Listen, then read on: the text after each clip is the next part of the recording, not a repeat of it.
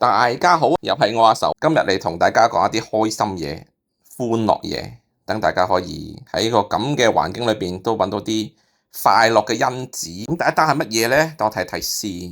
喂，呢個係咁樣嘅，看圖說，應該係看圖說故事。一個男子呢，由於長得好醜，從小就冇朋友，更加唔好話佢有女朋友啦。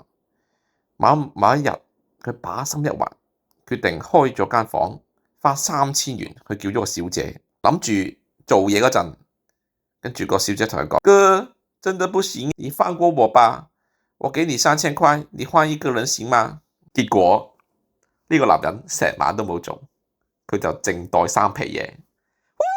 正，所以有時揾錢唔難，只要你揾啱方法就可以噶啦。要相信自己，一定要揾啱你嘅方法，咁你就揾到錢噶啦。OK，呢個幾好笑，我覺得。好，第二個係咩呢？我睇下先。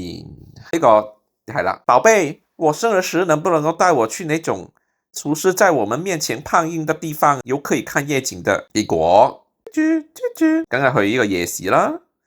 我哋大陸啦、台灣都好多夜市嘅。Omakase嘛，喺你前面即刻煮，熱辣辣，仲要好有夜景，真係正。我都成日帶啲女仔去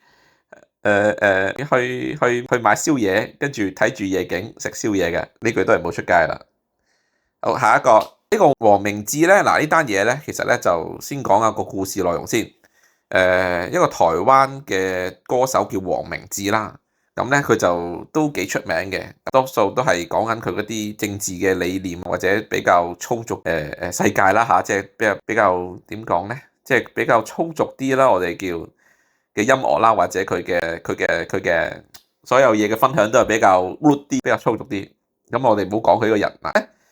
咁咧據聞咧就有一日，咁突然間佢就報警，跟住咧咁就有個女仔，呢個女仔就叫做謝旭心，咁就喺呢個酒店裏邊咧就昏迷死咗，咁就經過藥檢之後咧，咁佢就應該食咗好多違禁品嘅。結果咧，咁報警呢個人咧就黃明志啦，跟住就好快咧就俾人拉咗啦。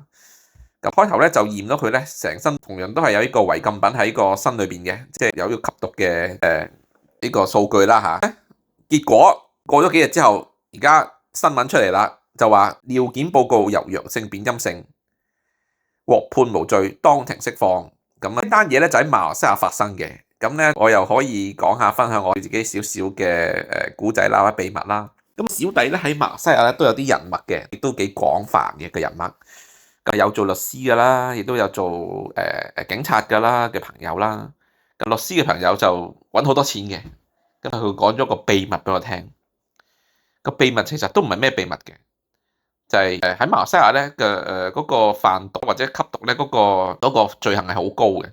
咁只要你有少少藏毒咧，咁可能隨時會判死刑。咁但係當然啦，即係法律不近乎人情啦。咁何謂少少咧？咁如果你真係做開販毒嘅人啦，咁梗係販1kg 幾 kg 咁樣講啦，因為唔通你賣幾 gram 好似賣，即係我做賣鹽嘅生產商，唔通我賣1盎鹽俾你，咁我就夠食咩？咁梗係賣好多噸咁樣先至夠食啊嘛。咁結果咧，咁但係如果呢啲咁罪犯俾人拉咗點算咧？會坐監會死刑咧？咁咧佢哋可以用啲超凡嘅方法。明明捉咗你有幾 kg 嘅，但係最後驗，原來呢個係鹽嚟嘅，又或者冇喎，得嗰幾克。呢個就係馬來西亞嘅律師朋友佢話俾我聽嘅秘密嚟。呢啲聽完就算啦。咁我哋睇下一個有啲咩好笑嘅新聞分享下先。話呢個我對阿仙奴啦。咁早2日咧嘅聖誕快車之前咧，咁曼城先至取到3分，所以暫時做到聖誕榜首。過完 Boxing Day 之後咧，即係入12月26號之後咧，就會繼續有呢個英超嘅比賽。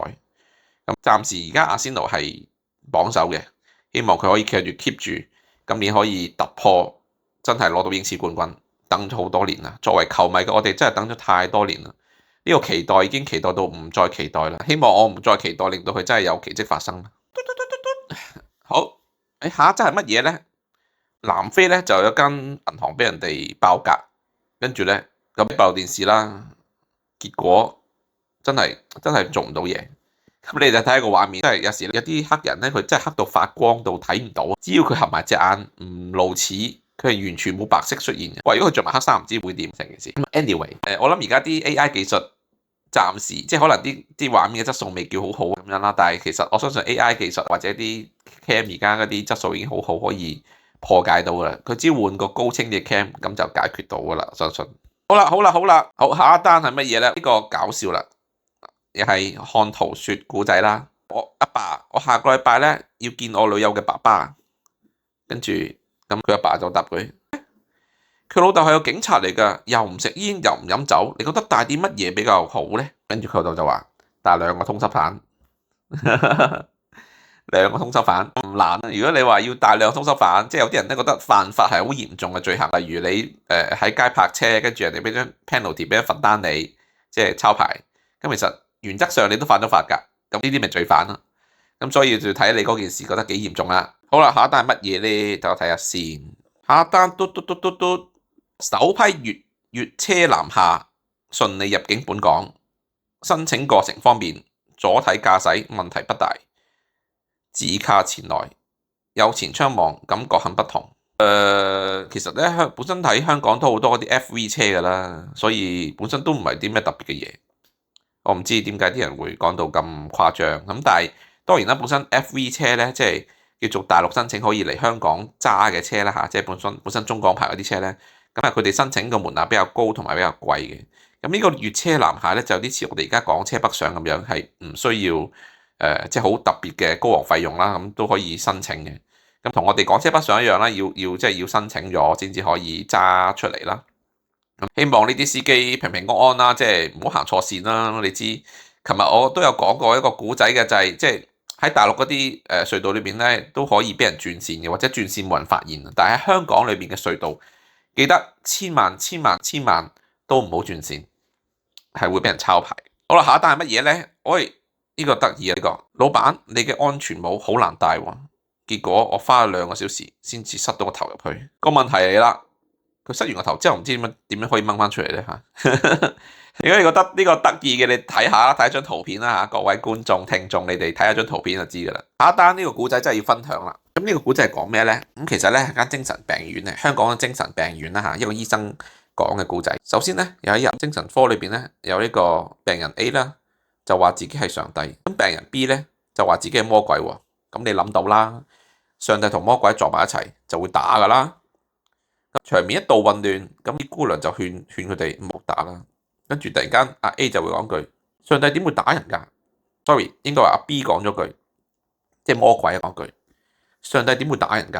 阿 A 諗一下，有道理，都啱。好，完啦件事，但係 A 突然間砰一聲打落埲牆度，呢啲就係上帝都有情緒，明唔明？上帝都會嬲噶嘛。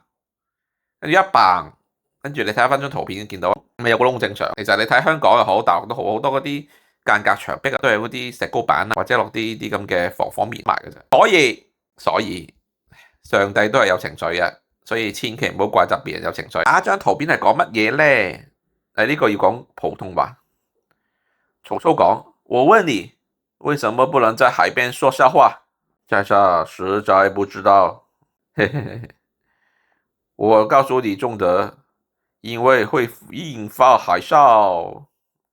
好難呢個嘅，喺海隔離講笑話會引發海嘯。海嘯張圖片咧就講乜嘢咧？就係講啦，如何蓋被先至唔會忽冷忽熱咧？嗱，呢樣嘢我真係身同感受。其實我每一晚都係咁樣嘅，冚晒好熱，唔冚好凍。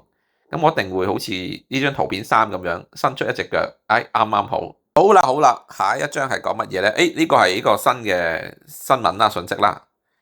微信向好友1對1發不雅訊息算犯法啊！但係唔緊要嘅，係中國元旦收緊私聊尺度。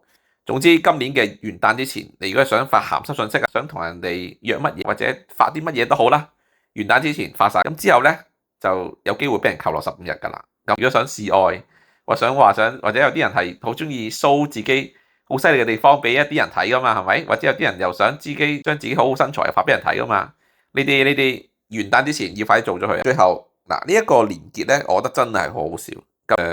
如果可以咧，就將嗰個片段就 cut 落去俾人哋睇下啦。咁一班人踢比賽啦，跟住有人做反人牆啦。究竟點？結果即係佢隊友真係唔知點解。首先做人牆就冇冇理由企喺嗰個位嘅。你做人牆係，如果你做反人牆咧，係遮住嗰個龍門嘅視線嘅目的。咁第二咧就係你企喺度做咩啫？你企喺度做咩啫？我唔知佢做。多謝佢隊友啦，散咗腳啦，中咗個頭啦，等佢清醒下啦。咁今日嘅分享就去到咁多啦。如果覺得開心搞笑或者聽落去都 OK 嘅，咁就支持啦。你嘅支持就係我哋努力嘅目標啦。多謝你，拜拜。